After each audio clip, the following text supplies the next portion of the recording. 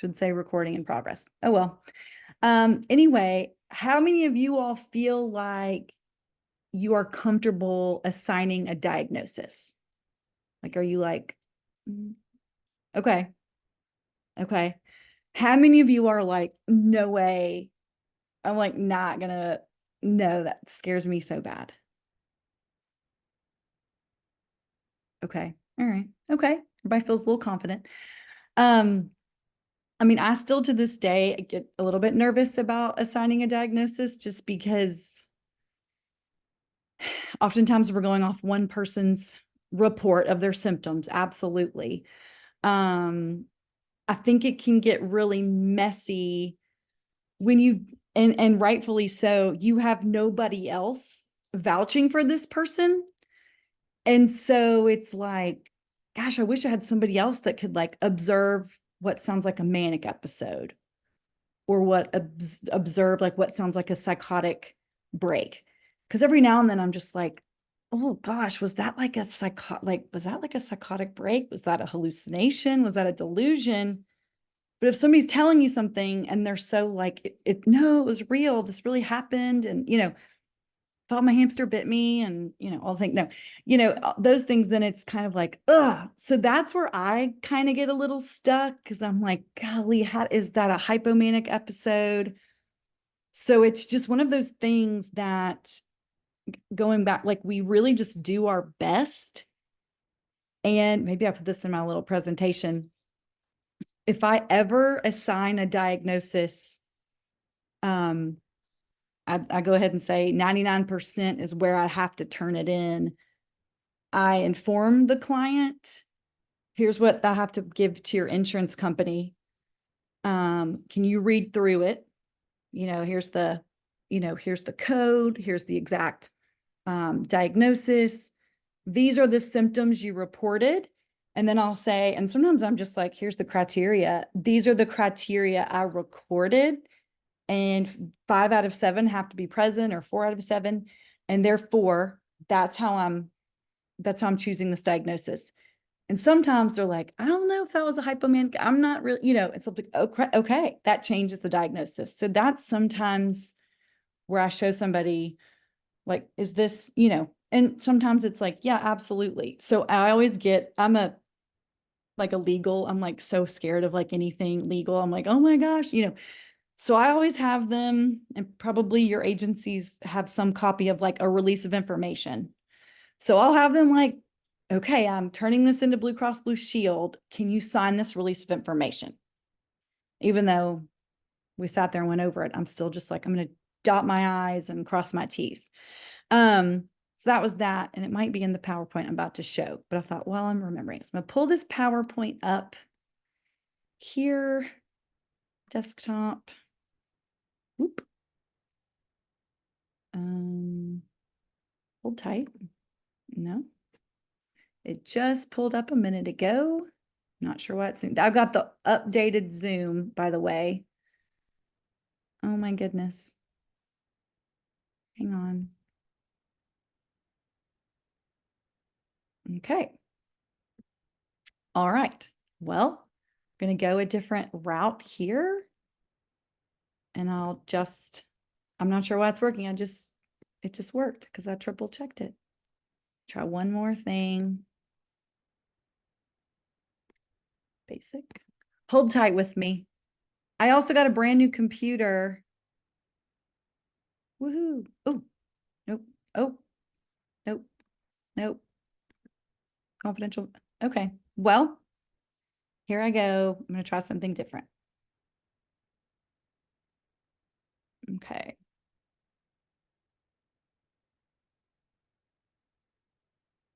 I'm going to lose my mind.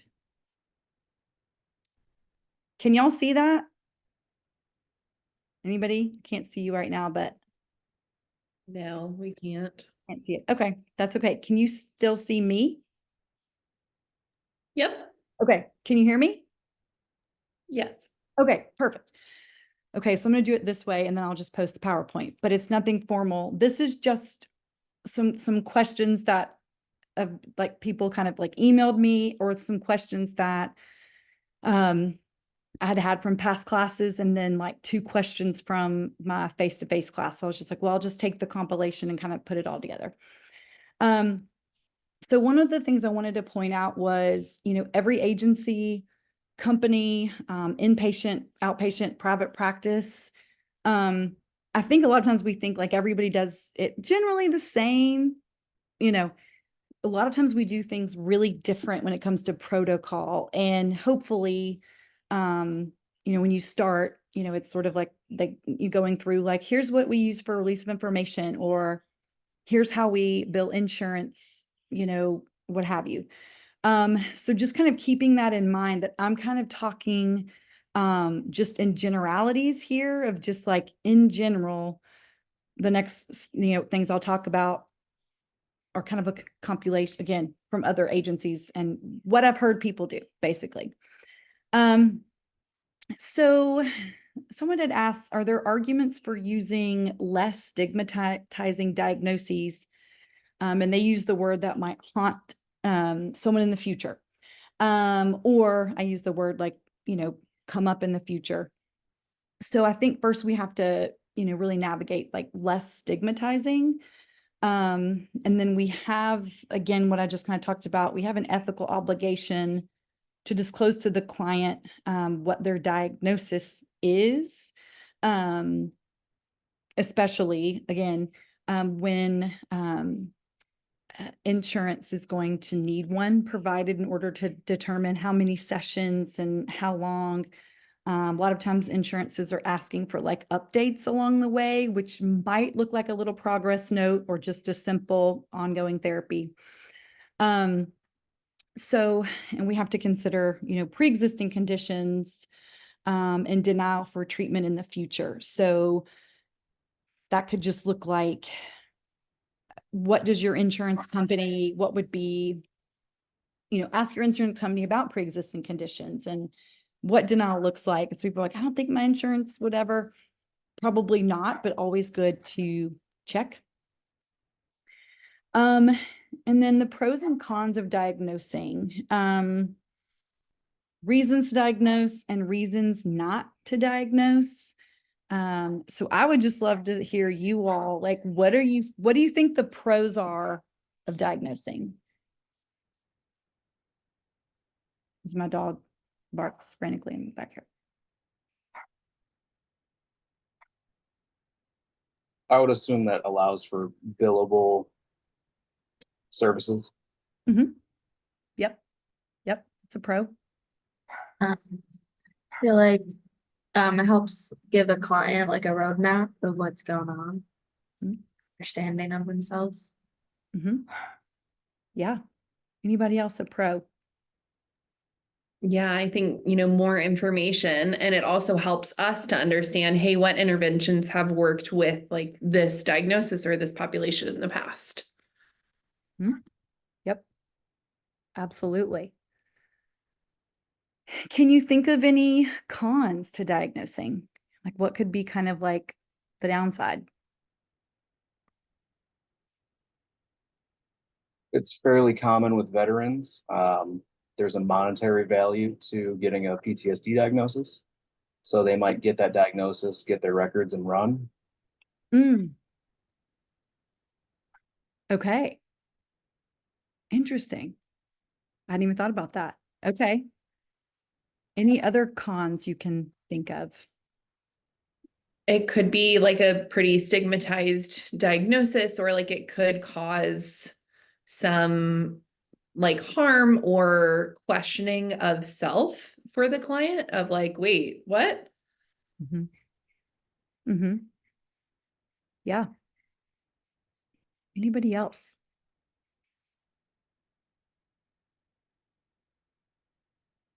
So again, I think, yes, absolute pros, absolute cons, kind of some like, I don't know how that would play out, but just where could it fall of them? Where will their insurance record it? Also too, when someone's like, I work for a small family business, sometimes the HR person that's like running the insurance is maybe a family member. So I'll just be like, oh, So I have to actually run it through HR, and then they'll submit on my behalf. And I'm always go, oh, well, do you know the HR manager? You know, like, it's my uncle. I'm like, oh, okay. So keep in mind, this is going to run through the family filter. Obviously it should be confidential, but again, if someone is going to be seeing it. So I like, yeah, piggybacking off, it can just explain something, you know, it can be like, that is why for 5 days straight, you did not sleep at all, right? That's called a manic episode. 4 days is hypomanic, and then 5+ is manic, you know, that's what that's called. And then when you totally crash from that, that's a depressed episode, you know, and then if you're going up and down, that rapid cycling. And that is an example of where I will ask people, totally up to them, do you have anybody that you live with or that know you or that you trust to give you a little bit of feedback? You know, asking them like, hey, you know, I was talking with my therapist about a manic episode. Have you noticed an increase of speech, like the pace, or have you noticed me making impulsive decisions, you know, and how long? And again, that's totally up to the individual, but sometimes it's like, well, having an outside perspective of somebody that you trust might just give you another lens of what other people see. Because I think we kind of see, of course, what we see. I have a client right now that her family was involved. She's an adult. They're no longer involved because she said they can't be involved, but they would come in and they would be very gentle about like, okay, when you have a manic episode, you say things just completely like off the chart big. Like, I applied for the lottery. I know I'm going to win it. I bought 48 tickets, you know, and they're like, okay, that's a lot of tickets. You know, she'll be up all night. She doesn't think she's up all night. A lot of times people are like, I think I was up all night. So it was her parents and a sibling were like, no, you're up all night. Oftentimes it's like 5 days, you know, and then when you're not up all night, you're literally in the bed. You know, no, I go to work, and they'll say, no, you actually didn't go to work at all, you know. And so then that's one of those things, treatment compliance of, well, pharmacologically, do you want to treat that? You know, do we want to treat it with a mood stabilizer? You know, no, because I don't have it. No, because I've never been manic. It's only 3 days, you know. So those kinds of things where going back to who can kind of give us an outside lens on what that looks like. Was asked, let's see.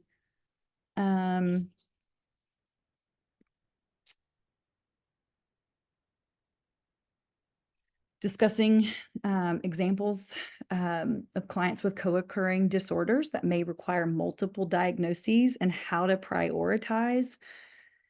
So like comorbid. So this can be a really challenging task.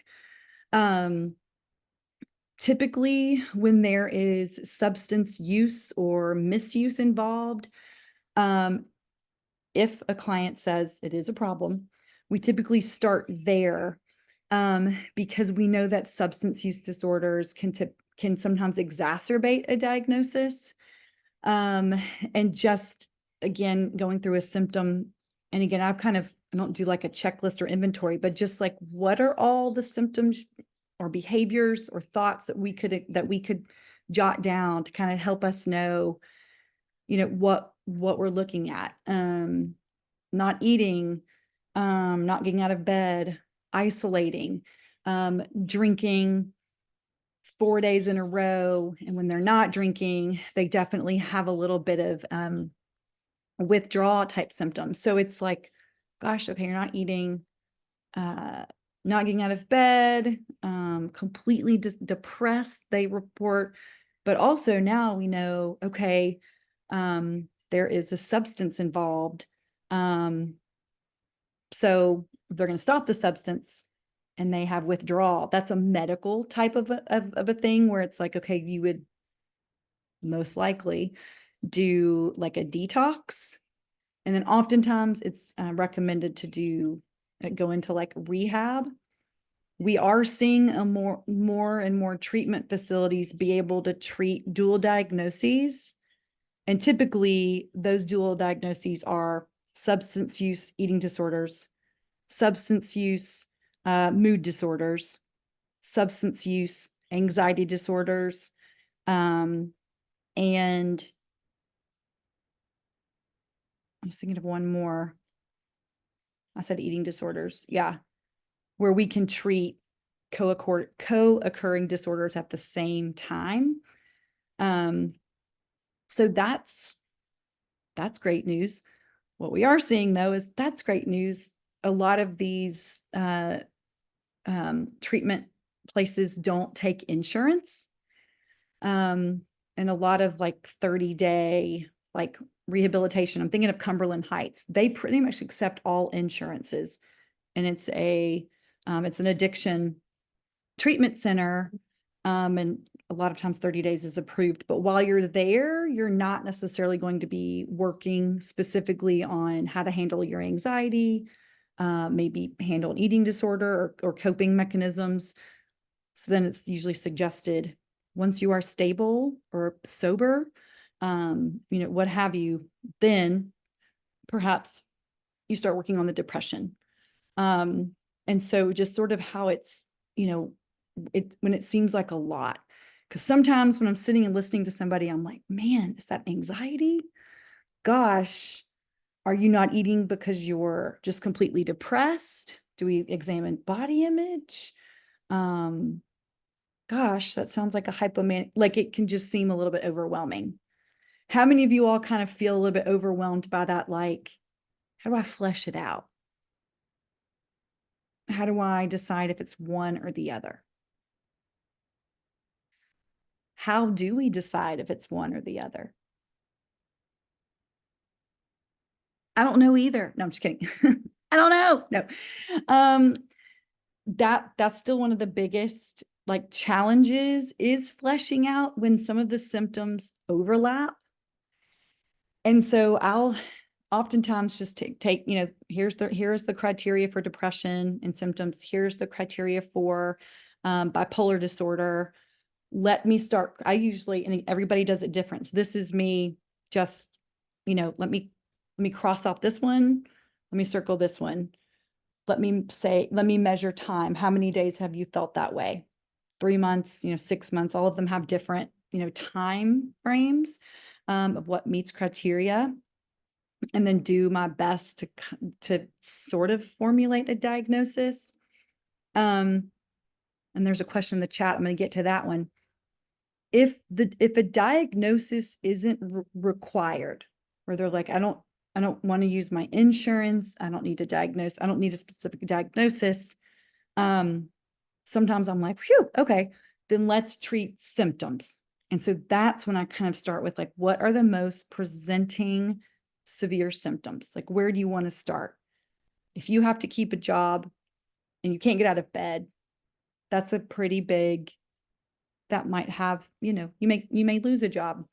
If you are on probation for a DUI and you're tempted to start drinking again, there's a big legal, you could lose kids, what have you. That's going to be a big one.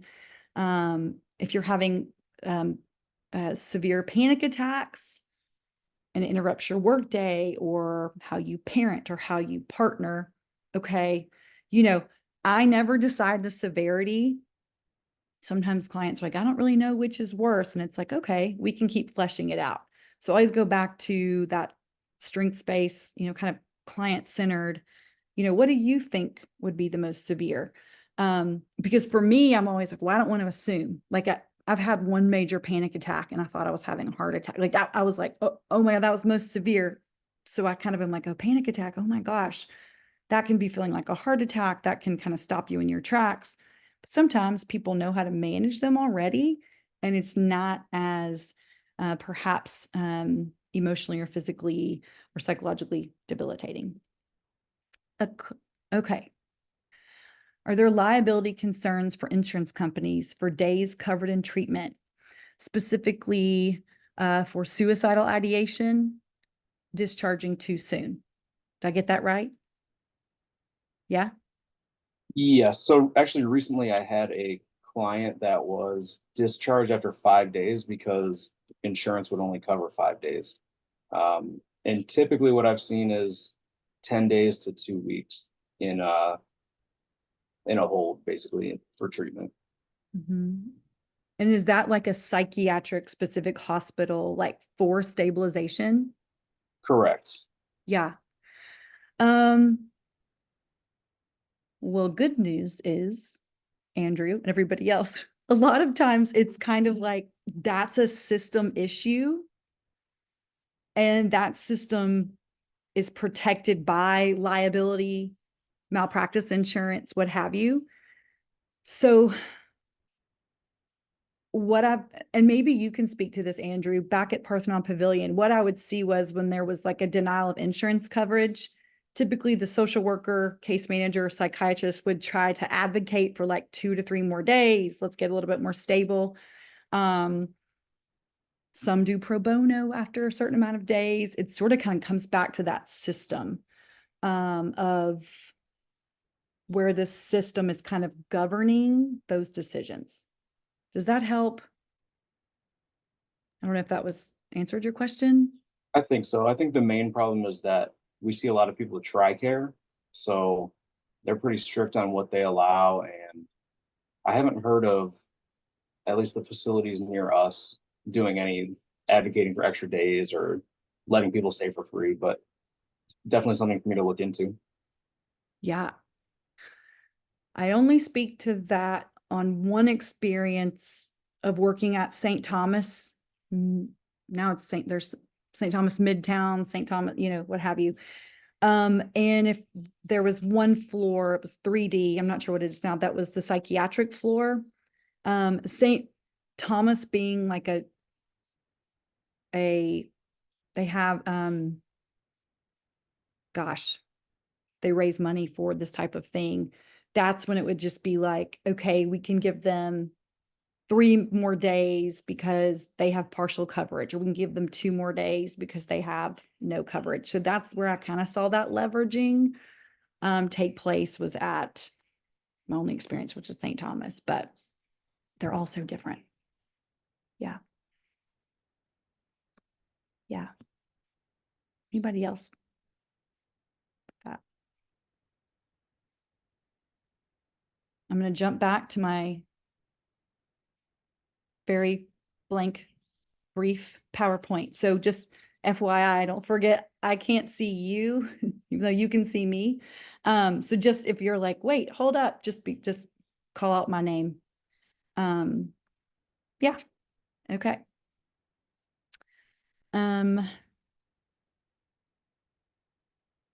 Let's see. The process of diagnosis, again, kind of in lots of different settings. So this is going to be kind of going back to the first thing we talked about, really subjective in nature, just because practices, agencies, treatment facilities, hospitals have their own set of protocols, intake forms or assessment forms that they use to gather information to formulate a treatment plan.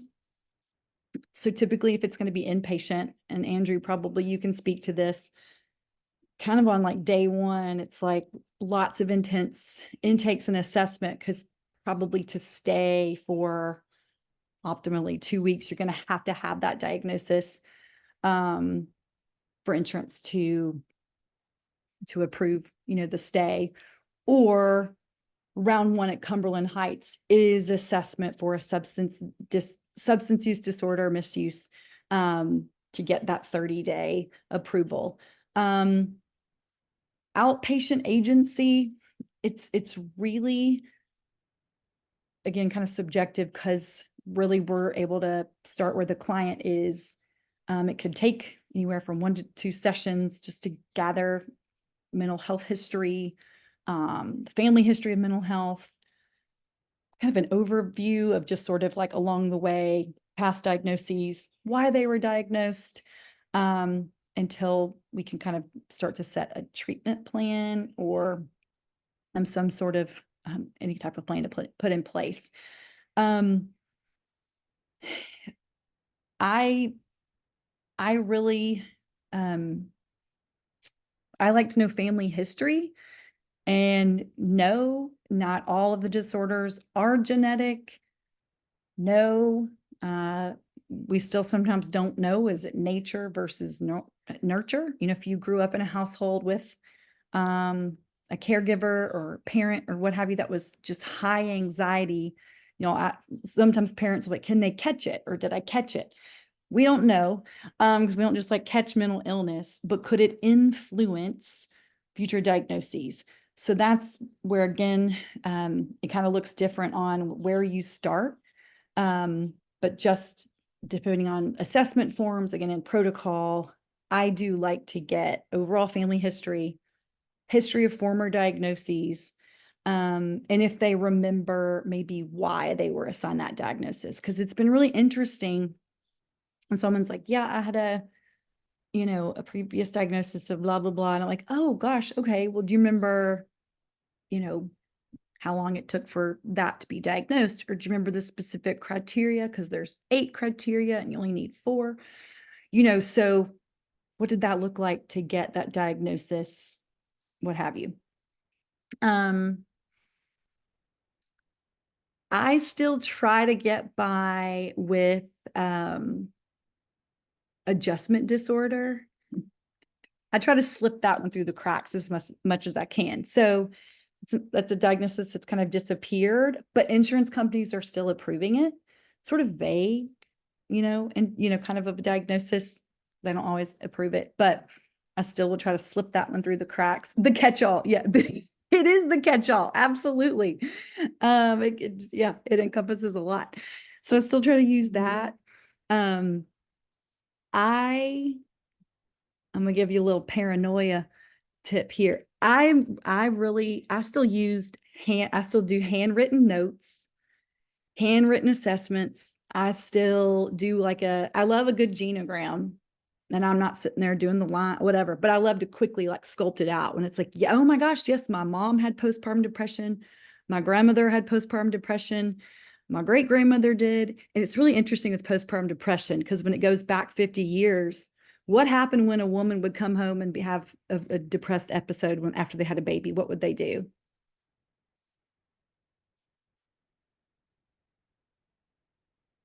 A lot of times they would just prescribe Valium and kind of just like knock women out for a while, calling it exhaustion. They didn't eat enough. Or my great grandma is what we call her, but she got sent away for 3 months. Oh, did y'all see balloons? I don't know why that's happening. There's a Yes. there's a key word I've said, and that happened the other day, and a client was crying on Zoom, and then the balloons went up. I was like, I'm not trying to celebrate that. I'm going to put back on my horrible glasses, and we'll just, I don't know. I don't know what happened, but so my great grandma was sent away. And when my grandma was asking her, she's like, well, where did you go? No idea. It was a hospital, and she was kind of like knocked out for a while. They also did, for postpartum depression, electric convulsive therapy, or ECT. Sometimes you heard of electric shock therapy. And then that can work really well, we know, for depression and mood disorders. But back then there wasn't really a treatment plan to follow. It was like 12 weeks of this, and so sometimes the memory was affected. So that's where that family history of just like, how they treat it, because it is really interesting when they're like, oh my God, my mom said she was just like knocked out for 2 weeks. I was like, well, doesn't sound so bad. No. Okay. Who prescribed, oh, she said she just was like, the doctor was like, you're just really tired, or you're overwhelmed, when really, because we didn't have that diagnosis 25 years ago. I mean, it's a kind of a new addition, right? When really somebody was severely depressed with postpartum depression. But back then, all we need to do was just to kind of knock somebody out. And if you're knocked out, you do, supposedly you sleep decent. So just all the different ways. And then that makes me think, I always sort of get a little bit, I'm curious, is like, oh my gosh, how are we right now treating certain diagnoses, either pharmacologically, holistically, therapeutically, that in like 50 years, people go, oh man, my grandmother went through EMDR. Woo, we did a number. She did 20 weeks of it. Really, it didn't help her trauma. So I always get a little bit like, oh my gosh, like what will this look like in 50 years? Those are my like swirly thoughts at night when I'm like, oh, do no harm. All the things. So there I go on a tangent. Okay, what else had I written down? Yeah, so I still use handwritten progress notes and assessments because I'm super paranoid. And again, agencies look different. Now we're seeing a lot of things go to completely electronic documentation. So just making sure that you're properly trained. And a lot of these, does anybody use like Theranest or Simple Practice, or I think there's like so many other platforms for it. Obviously hospitals have their own protocol, but just all of these platforms typically have their own training, all those modules you can go through. So I always encourage everybody to go through those modules and really learn the ins and outs. One that we learned was, or that a clinician learned at my practice 2 years ago, is where her notes were audited, and a minor had told her that they were considering a potential, in the client's words, a potential gender transition. So that's what she wrote in her notes. Like, client is very distressed about telling their parents. And as they worked and progressed, client has decided not to consider it. Client has decided to wait. Client, parents, what have you. When the records were subpoenaed, she was like, oh my gosh. And this was at another practice. That's right. I was supervising at another practice. They count the number of deletes that you hit. So when it's audited, I only know Simple Practice, I'm guessing. You can hit a generate, like an audit, where it just compiles all your notes. You can send it in an electronic file, like with the password, all the security. And it noted, like, it flagged in 24 hours, this many notes had tons of deletes. So it was like, what was deleted? What did the 15-year-old tell the clinician? Was that left out? And everything ended up being fine. But that was one where all of us in these different practices had no idea that was a feature. And so it's, again, if you're working with maybe parents or caregivers, guardians, partners that are getting divorced or separated, and you're kind of in the middle, we all run from that. Anytime someone's like, we might get a divorce, we're like, down the road, nope, can't come here. No, it's just being super careful about documenting anything other than like observed that son and father argued in the office versus the kid says, again, we make a DCS referral. That's documented, of course, but just sort of like making sure what you record, can be read and audited. And again, every agency kind of looks different on what platforms. So just informing yourself. Let's see. Oh, I just covered that. Covered that.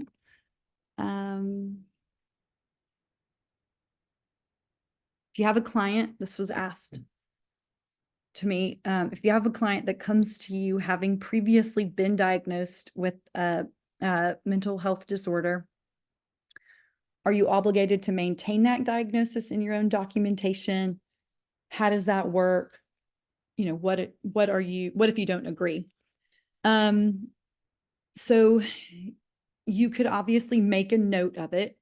Sometimes people have their records transferred, but you're not obligated to maintain that diagnosis throughout. It might be that you go into the assessment on, okay, let's see where you are. with your anxiety symptoms that you said, let's kind of look at that. Okay, let's do a look back. When I was in high school, we hear this a lot. When I was in high school, I was diagnosed with depression by my psychiatrist, and I was prescribed X, Y, or Z. I'm no longer on X, Y, or Z, and I feel really good, but I have this diagnosis. Here are the records. And that's, again, everybody has a different protocol. What I've learned from different agencies, practices, hospitals is we record it and then really just kind of go back and assess for current symptoms. If someone doesn't have their old notes, then sometimes it's like, I don't really remember the criteria. I always say, that's okay.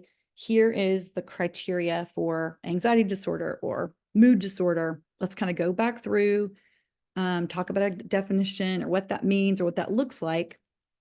And it's interesting to me when the client will say, like, I don't really remember saying that. Like, I didn't say I had a manic episode. I don't know. What are you talking about?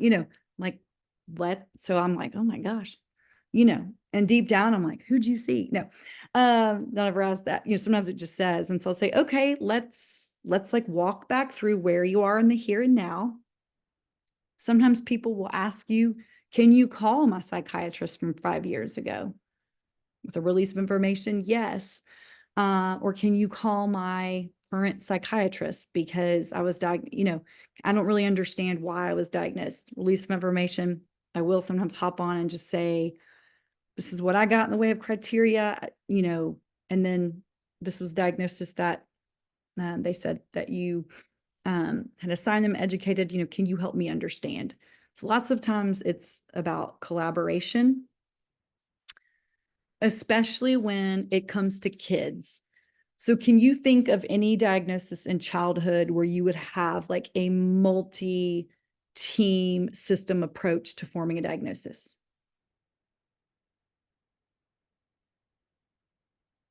In childhood?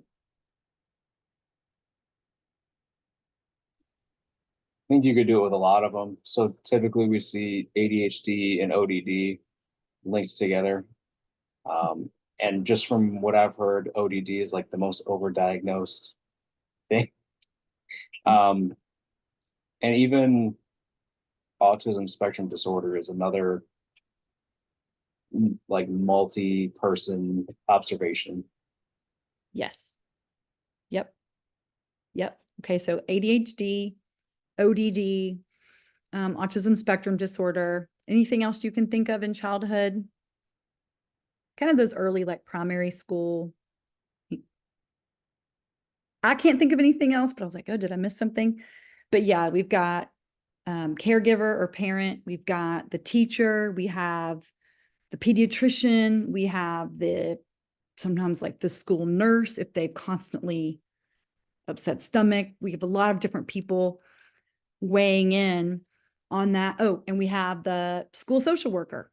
Okay, whatever the school, sometimes it's like school social worker, sometimes it's like a mental health specialist. There's all these different names coming up. I'm like, oh, you work at a grade school? Yes, I'm the mental health. I'm like, that's so cool. Guidance counselor. That's kind of more of like its own different bag. Whomever's doing sort of the mental health. I think it's so imperative when we get asked. I think we know the most. No, I just think that we are more of an advocate for what's going on in their house. How do they not act in class, but how do they present in class? How do they interact with their peers? How do their peers interact with them? I had a teacher say a couple of weeks ago, she was like, I really started to pay attention, and like the child has the same clothes on every single day. That doesn't necessarily mean anything.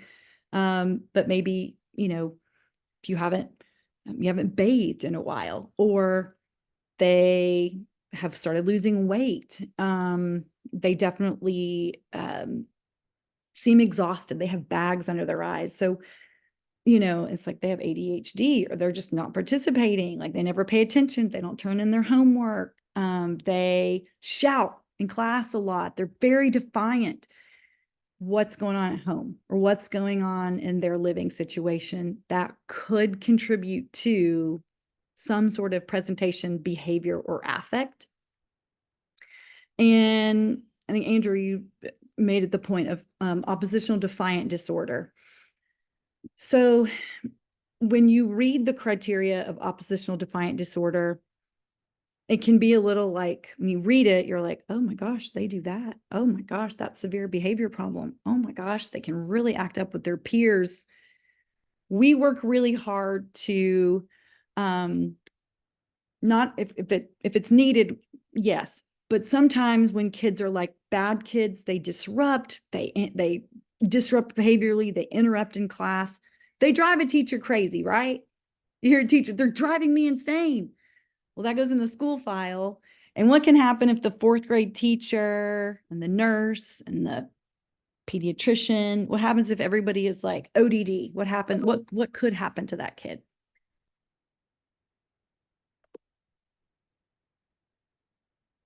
Anything?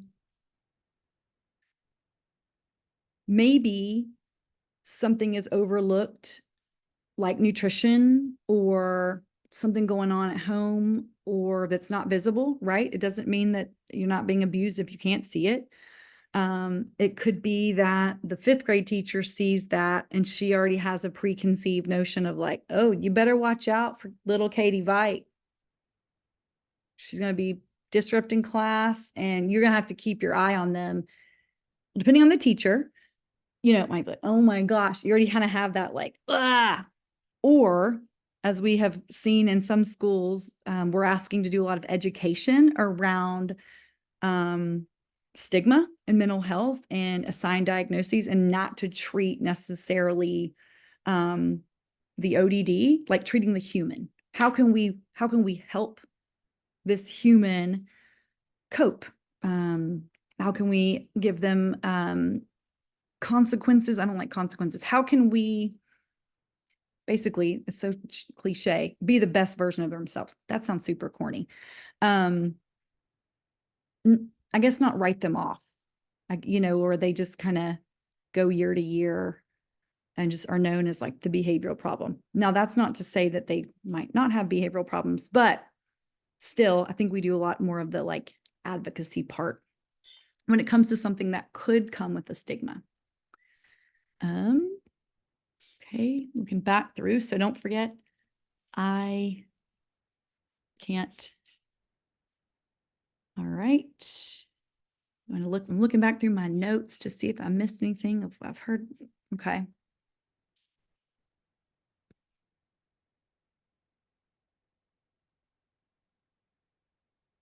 Oh, this was asked to me by a clinician. Are you required to let a minor, so under the age of 18, I think some states it might be under the age of 17 as a minor. I don't know. It keeps getting younger and younger, right? Under the age of 12, no.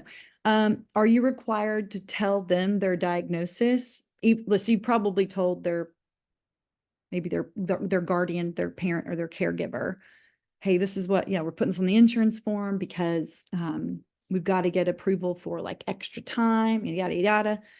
Are you required to tell a minor their diagnosis?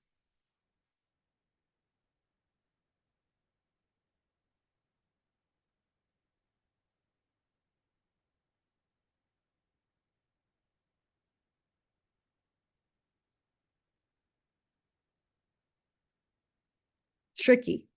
I'm not sure. Yeah. Okay, so me neither. This is kind of the tricky part of like, there's nothing in the code of ethics that's like 4.1292, don't accept a gift from a client. 93, sign the minor so this definitely goes back to maybe do no harm, right? Or duty to warn, or getting permission from the caregiver, what have you, to discuss as much as they can. we're hearing parents lately say, oh gosh, they got the diagnosis of anxiety. Now they're just going to use it. So don't tell them they have anxiety. Have y'all heard that at all when it comes to minors? Don't tell them they have anxiety. They're going to use it. I'm like, really? I'm always like, how, let's talk about that. Like, how might they use it?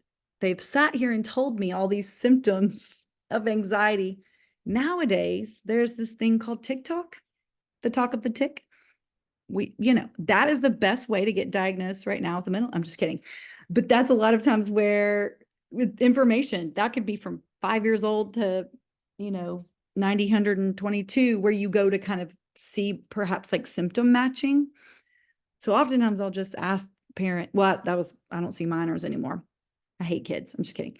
I think it would be they might Google it, or they might talk with their friends about it. You kind of go to your peers.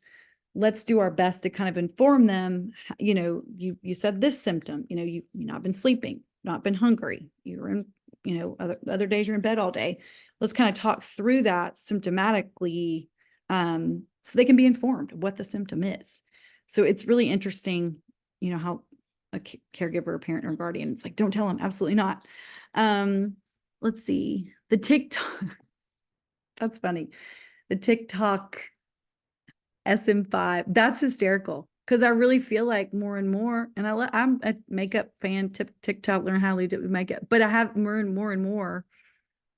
Have you all heard any specific diagnosis the most that has been influenced by testimonies through TikTok or another social media platform?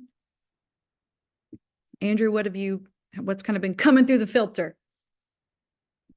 Specifically ADHD and autism are the two big ones. Yep. Anybody else heard of any specific?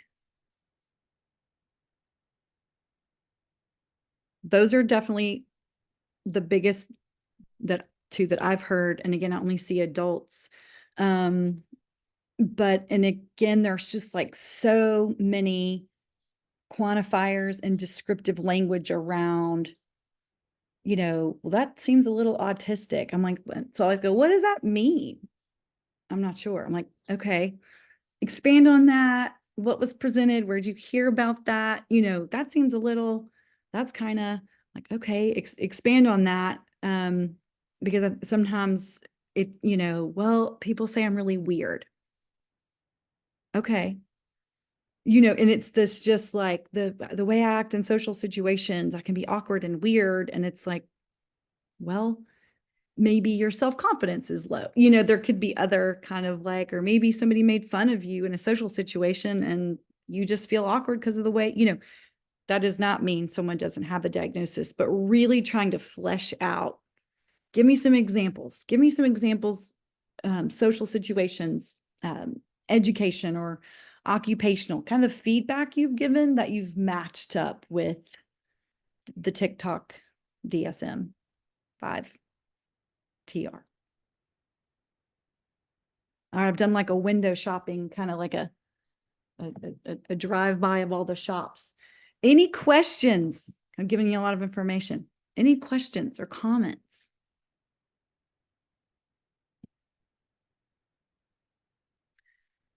Who, if you don't mind me asking, who's graduating? Show of hands. Hey, graduating. Okay. Are you walking at one of the graduate? Is anybody walking in Nashville? No. This is it. This is our final stop with you. Bye. No, I'm just kidding. Good luck to you. No. Has anybody like gotten their dream job? Is anybody like, I just got offered $250,000 at a Metro public school? Look at you. Okay. But has anybody landed a job that you're like, I'm really excited about that? I'm really excited. Anybody care to share? Catherine, Nicole, Tony, you were nodding your head. Yeah, I just accepted a position. I my title is school-based outpatient therapist. Okay. So I'll be in the schools, and then also doing some intensive in-home work with the kids as well. And they offer supervision hours, which is such a blessing. So I'm really excited. So you'll be able to see the same kid at the school and then go into their home. Yes. So really that comprehensive, what's happening at school? Let's go. Okay. That's really cool. Yeah. Congrats. Thank you. Anybody else? I had somebody last year, they're like, I'm going to be an interior designer. I was like, good for you. Said I've got this dream job. I'm like at a social work agency or like, it was just like, oh, that would be, it was hysterical. Everybody was like, no way. She was like, oh yeah, no, they offered me a job and I'm taking it. I'm going to move. We were like, go you. All right. When Catholic Charities needs a makeover, we're calling you. No. Okay. Well, I'm excited to grade your last assignment. Sorry, there was some confusion. I owe you 3 Zoom videos because I want you to have something to watch as a graduation gift to you. We've got 2 substance use and personality disorders. And then I reread parts 2 and 3 of the book. And some of my thoughts changed. So I've written out a lot of stuff. First time I read it, I had an impression. Then I listened to a podcast at a different impression. So it's kind of all over the place. So I'm really looking forward to hearing what you all have thought about the book. Sometimes I was conflicted. Sometimes I was angry. Sometimes I felt blamed. A gamut of emotions. Sometimes I felt excited, hopeful, what have you. The Dr. Jennifer Mullen, the author of the book, we're going back and forth. I'm hoping to be able to do, she's booked till 2035. No, she's booked out just through this summer. And then she's kind of taking a little bit of a little hiatus too, because she's booked out, but hoping to do a consultation with her. Normally she charges, but since there were 93 people that bought or audio booked the book, I was kind of like, could you consider maybe like there's at least in my face-to-face class, there's 31 students and everybody had a copy of the book. So I was like, I can see 31 and in the afternoon there's 7 students. So there's, what's 31 and 7?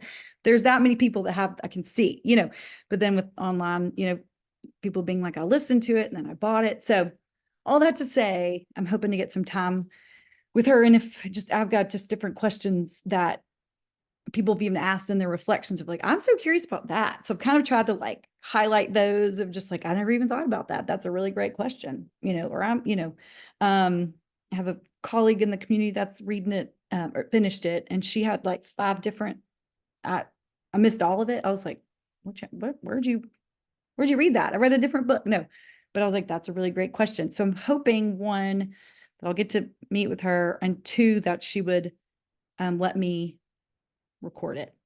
Because I've watched her videos a few times. So just sort of, and I haven't seen some of the questions I have answered on the videos, but I've not also watched every single video. So I'm hoping to get that. So, okay. I'm sad I won't see you at graduation.